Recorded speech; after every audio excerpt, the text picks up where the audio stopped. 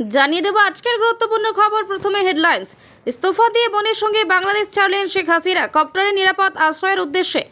বাংলাদেশ নিয়ে কেন্দ্র যা বলবে রাজ্য তাই করবে বললেন মমতা। অশান্ত বাংলাদেশের খবর নিলেন মোদি। জয়শঙ্করের সঙ্গে সাক্ষাৎ রাহুলেরও। বনগাঁ থেকে মালদা সীমান্তে বাড়ল নজরদারি। আপাতত বন্ধ পণ্য পরিবহনও। বাংলাদেশের গণতন্ত্রে ফের হোঁচট, ভারতে কি প্রভাব? এবারে আসছে বিস্তারিত খবরে। ইস্তফা দিয়ে বোনের সঙ্গে বাংলাদেশ ছাড়লেন শেখ হাসিনা। কপ্টারে নিরাপদ আশ্রয়ের উদ্দেশ্যে। আন্দোলনের মাঝে পদত্যাগ করলেন বাংলাদেশের প্রধানমন্ত্রী শেখ হাসিনা। কপ্টারে দেশ ছেড়েছেন তিনি। তাকে নিয়ে যাওয়া হয়েছে নিরাপদ আশ্রয়ের উদ্দেশ্যে। লাখ লাখ মানুষ হাসিনার বাসভবনে ঢুকে পড়েছেন বলে খবর। বাংলাদেশ বায়ুসেনার কপ্টারটি উড়িয়ে নিয়ে গিয়েছেন এয়ার কমান্ডার আব্বাস। তিনি 101 স্কোয়াড্রনের সদস্য। দিল্লিতে যেতে পারেন হাসিনা, সেখান থেকে যেতে পারেন লন্ডনে। বাংলাদেশের সেনার অধীনে অন্তর্বর্তীকালীন সরকার গঠিত হচ্ছে। একটি সূত্রে দাবি, তার আগে বাংলাদেশের সেনাবাহিনীর তরফে প্রধানমন্ত্রী হাসিনাকে সময় বেঁধে দেওয়া হয় ইস্তফা দেওয়ার জন্য। 45 মিনিট সময় তাকে দেওয়া হয়েছিল বলে একটি সূত্রের দাবি। তবে অন্য একাধিক সূত্রের দাবি, পুরো বিষয়টি হয়েছে সেনাবাহিনী এবং দিল্লির সঙ্গে আলোচনা সাপেক্ষে। তারপরেই হাসিনা ইস্তফা দিয়েছেন। বাংলাদেশ গণমাধ্যমের একাংশের দাবি, দেশ ছাড়ার আগে হাসিনা জাতির উদ্দেশ্যে বিদায়ী ভাষণ রেকর্ড করতে চেয়েছিলেন, কিন্তু তিনি সেই সুযোগও পাননি। একটি সূত্রের দাবি, তাকে সেই সুযোগ নাকি দেয়নি সেনাবাহিনী, যদিও এই দাবির সরকারি সূত্রে কোনো সত্যতা স্বীকার করা হয়নি। বাংলাদেশ নিয়ে কেন্দ্র যা বলবে রাজ্য তাই করবে বললেন মমতা। সরকার বিরোধী আন্দোলনকে কেন্দ্র করে উত্তাল বাংলাদেশ। পদত্যাগ করেছেন প্রধানমন্ত্রী শেখ হাসিনা। সোমবার দুপুরে জাতির উদ্দেশ্যে ভাষণ দিয়ে সেনা প্রধান ওয়াকারুজ্জামান জানিয়েছেন, অন্তর্বর্তী সরকার গঠন করে দেশে শান্তি ফেরানোর চেষ্টায় রয়েছে সেনা। এর মধ্যেই বাংলাদেশ পরিস্থিতি নিয়ে মুখ খুললেন মুখ্যমন্ত্রী মমতা বন্দ্যোপাধ্যায়। বললেন, শান্ত থাকুন, উস্কানিমূলক কথা ছড়াবেন না। জানালেন, বাংলাদেশ নিয়ে কেন্দ্র যা বলবে তাই করবে রাজ্য। বাংলাদেশের প্রধানমন্ত্রী পদত্যাগের পরেই বাংলাদেশের রাস্তায় নেমে পড়েছেন হাজার হাজার মানুষ। হাসিনার বাসভবন গণভবনে ঢুকে পড়েছে বিজয় মিছিল। রাস্তায় রাস্তায় চলছে জনতার উল্লাস। মুখ্যমন্ত্রী বলেন, দেশে যে সরকার আছে তাদের উপর ছেড়ে দিন। আপনারা নিজেরা এমন কোনো মন্তব্য করবেন না যাতে কোনো হিংসা বা প্রতিরোধ শুরু হতে পারে। বাংলাদেশের পরিস্থিতি নিয়ে আমরা সবাই উদ্বিগ্ন, কিন্তু সেটা নিয়ে এমন কিছু লিখবেন না বা বলবেন না যাতে বাংলা বা ভারতের শান্তি নষ্ট হয়। এটা আমার সবার কাছে অনুরোধ। বিশেষ করে বিজেপি নেতাদের বলছি, কারণ আপনারা ইতিমধ্যেই নানা কিছু পোস্ট করছেন, যে পোস্টগুলো করা উচিত নয় বলে আমি মনে করি। আমি আমাদের নেতাদেরও বলছি, কেউ কোনো পোস্ট করবেন না।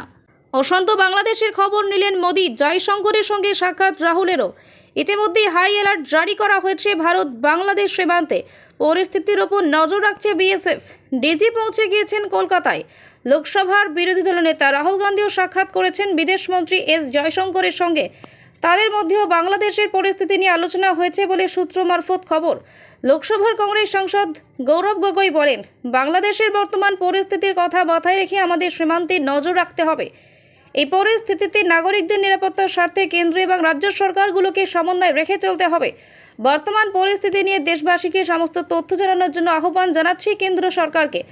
বাংলাদেশে আমাদের দেশের নাগরিকদের নিরাপত্তার বিষয়টি সবচেয়ে গুরুত্বপূর্ণ। কংগ্রেসের উপর সাংসদ মনীষ তিওয়ারি বলেন, বাংলাদেশের পরিস্থিতি এখন স্পর্শকাতর। আশা করছি আগামীকাল যৌথ সংসদ অধিবেশন কেন্দ্র সরকার এই পরিস্থিতি নিয়ে বিবৃতি দেবে। বনগাঁ থেকে মালদা সীমান্তে বাড়ল নজরদারি। আপাতত বন্ধ পণ্য পরিবহনও। ভারত বাংলাদেশ সীমান্তে জারি করা হয়েছে হাই অ্যালার্ট। এরপর থেকেই কোচবিহারের চ্যাংরাবান্ধা সীমান্ত থেকে শুরু করে মালদার মহদীপুর সীমান্ত, বনগাঁর পেট্রোপোল সীমান্তে বাড়ানো হলো নজরদারি। সীমান্ত দিয়ে বাণিজ্যিক আদান প্রদান বন্ধ করা হয়েছে। সীমান্তবর্তী এলাকায় টহলদারি বাড়িয়েছে সেনা। ভারত বাংলাদেশ পণ্য পরিবহন বন্ধ হয়ে গিয়েছে কোচবিহারের চ্যাংরাবান্ধা সীমান্ত দিয়ে। সীমান্ত এলাকাগুলোতে দুপুরের পর থেকেই সেনার সংখ্যা বাড়ানো হয়েছে। বাংলাদেশের প্রধানমন্ত্রী শেখ হাসিনা পদত্যাগ করার পরই ভারত বাংলাদেশ সীমান্তে হাই অ্যালার্ট জারি করা হয়েছে। পশ্চিমবঙ্গের একাধিক জেলায় সীমান্ত এলাকা দিয়ে বাংলাদেশের বাণিজ্যিক আদান প্রদান হয়ে থাকে। হাই অ্যালার্ট জারি হওয়ার পর মালদা জেলার মহদীপুর সীমান্ত দিয়ে বাংলাদেশের সঙ্গে বাণিজ্যিক আদান প্রদান বন্ধ করা হয়েছে। উত্তর 24 পরগনা বনগাঁ পেট্রোপোল সীমান্তেও বাড়তি সেনা মোতায়েন করা হয়েছে। ইতিমধ্যেই সীমান্ত এলাকা ঘুরে দেখছেন। বাংলাদেশে অশান্তির পরিবেশের কারণে পেট্রোপোল সীমান্তে বিএসএফ এর ফোর্স বাড়ানো হচ্ছে। সীমান্তের অনেক আগে থেকেই সকলের যাতায়াত বন্ধ করা হয়েছে।